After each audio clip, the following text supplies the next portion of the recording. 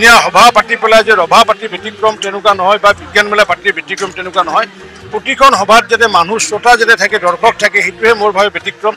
যদি শ্ৰোতা দৰ্শক নাথাকে তেতিয়াহ'লে অসম সাহিত্যৰ পাঠশালা অধিৱেশনে বিফল বুলি মই গণ্য কৰিম গতিকে মই সেই সভাসমূহ তিনিচুকীয়া ডিব্ৰুগড়ৰ পৰা মানুহ আনি সভা সফল কৰিব নোৱাৰোঁ সভা সফল কৰিব লাগিলে এই অঞ্চলৰ ৰাইজ যিহেতু বৌদ্ধিক জগতৰ বুলি কয় শিক্ষা জগত সাংস্কৃতিক জগতৰ যিহেতু কয় বা বিজ্ঞান জগতৰ কয় গতিকে নিশ্চিত ওপৰত সভা সফল কৰাৰ ক্ষেত্ৰত প্ৰতিদিনে প্ৰতিখন গাঁৱৰ পৰা মানুহ যাতে আহি পেলাই সভাত যাতে মেলা চোৱাৰ পৰিৱৰ্তে